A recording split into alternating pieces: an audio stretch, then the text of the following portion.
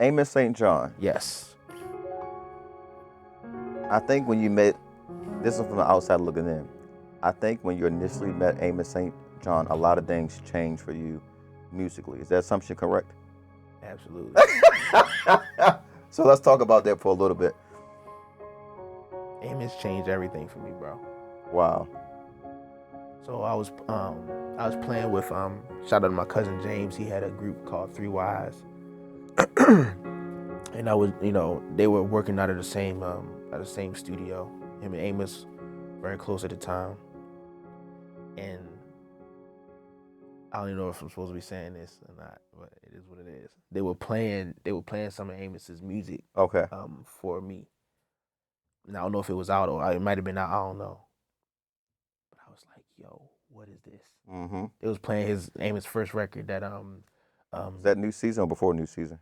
No, that was New Season. I think it was called the actual record was called something though. Like something Volume 1. I know you're talking about. Is that the one with the cover on him playing piano? Yeah, he was playing piano, Yep. black and white. Yeah. I want to call it Journey. I think it's Journey. Anyway, it's something. But literally top. I'm gonna say top 5 to be nice. Top 5 records that ever come out of Baltimore. Yo.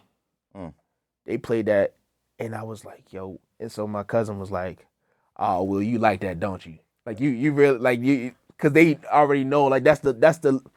It was a language that was spoke that like really resonated with me or whatever. And they're like, I could tell this is your. And I don't know how I got introduced to Amos. I don't know how it happened. I think it may have been my cousin. Okay.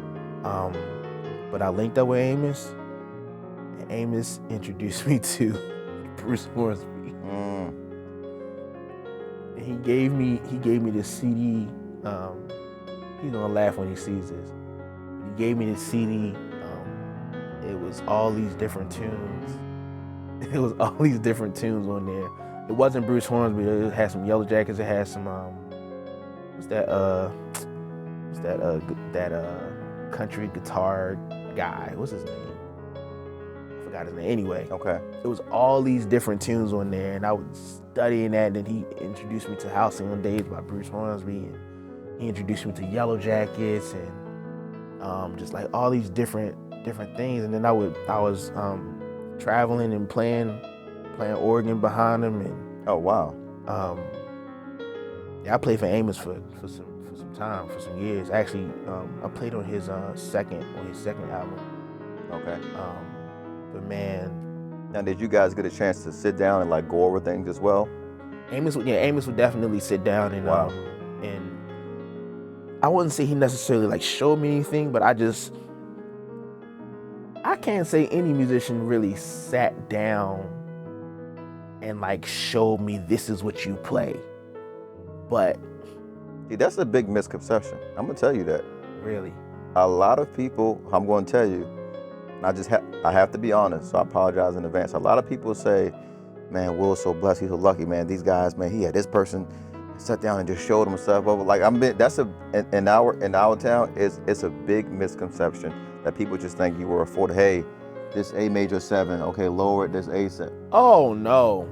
No. See, I had to listen, but this is the thing. Now I will say Steve did show me some chops. He did show is this chop that I do to this day that but I'm not a chop guy though. That's like not my thing. I mean I could do it, but that's not like my like go-to. Mm-hmm. I would say Steve did show me chops, but as far as like showing me what to play and how to play and the nuances, and nobody has sat down and like showed me how to play.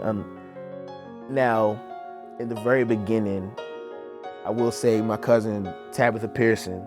You know what that is? Yeah, Lee Pearson's sister. Yeah, Tabitha Pearson.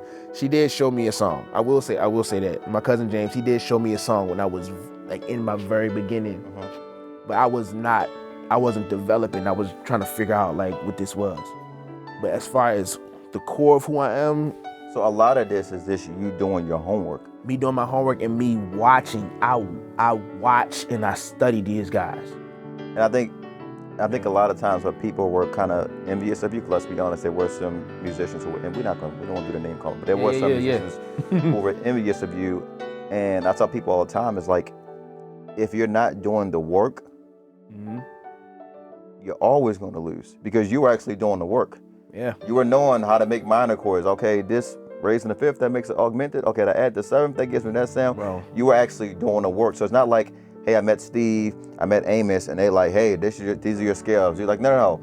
They're seeing the work you put in. Now they want to invest in you more because they don't have to spoon feed you like a child. Is that a fair assessment? And I'll take it a step further.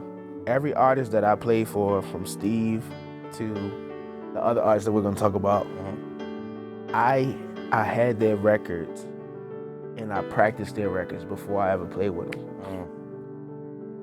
Before I met Steve, at Kicking It With the King, I bought Striving to Struggle.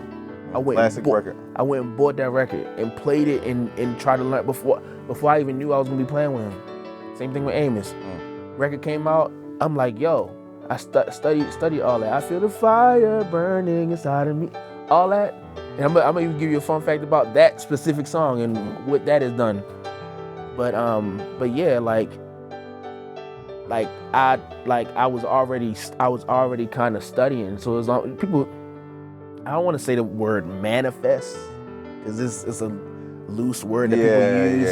Yeah. But in the sense, it's like God kind of saw.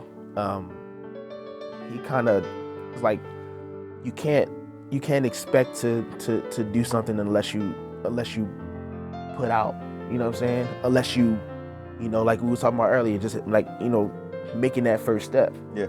So in a sense, I was studying and I was like learning these songs, and I ended up playing for the artist that was that. I just wanted you to know that though. Yeah. I really wanted you to know that. No, it was I was studying and then it happened to, so when I started working with these guys, it seemed seamless because I already had an idea of or I was already speaking the language. You know what I'm saying? And then of course, like, playing with them more and working and traveling with them more, I was able to like really obtain a lot more. But yeah, it wasn't, hey, Will, now play this chord, unless I just really needed to know a specific part of a song that I wasn't getting or whatever, which was rare, but yeah. So what would you say that Amos helped add to, like, let's say your bag? Amos added to everybody's bag. A lot of those clashes you hear people doing?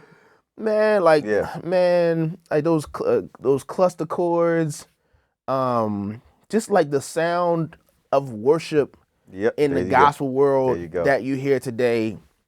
I truly believe that was birthed from Amos Saint Jean being who he is. He said it. I ain't gonna get mad at me. He said it, and I agree with him. I attribute a lot, even me stepping into artistry, playing playing the keys and singing and the whole nine, and man. Even then, that's where I initially found out about Sean Walters. And Sean has that same language as well. Yeah. It's like of course he has his own personality and sound, but he has that same language as Amos as well. Yeah, very different approach. We play with Amos. We play with Amos together too. You and Sean Walters at the same time? Yep. If you look on YouTube, the Tell a World video, Sean is on there. Oh yeah. Shout out to it was Ross. Was it Ross Greg or Mike at the time playing? It was when I was playing with Amos. Actually, it was Devin Webster. When I first started playing with Amos, it was Devin. Wow. It was Devin and then Greg. So they would switch. And then Danny was on. Mike was there too, though. I remember Mike playing with Dreads. I don't know what time. That was before. I think that was before me. That's before you. No, Mike. That was before me. Okay. That was before me, and Mike played on the record. Okay. Yeah, Mike played on the record. Gotcha.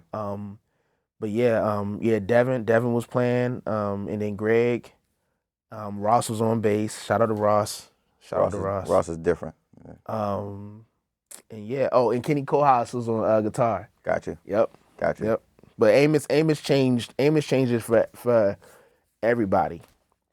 Now I want to say for a while he was playing with John as well, right? Mm-hmm. So when you're coming up and you're seeing Kenny on organ, you're seeing Justin play piano, you're seeing Amos doing all the pad and auxiliary work, what is your mind frame kind of like seeing all of that at one time. It was another case of I want to do that. Hmm. I want to do that. I feel like that lineup is kind of forgotten about as well. That Kenny on Kenny on organ, Justin on keys, and Amos on aux. I wish we got a chance to see that more. I'm pretty sure there was some inner workings parts that's none of my business. I don't like it. I mean, I don't care to dive into that, but I wish we could have got a chance to see that more because I think Amos added an element that was really, really different.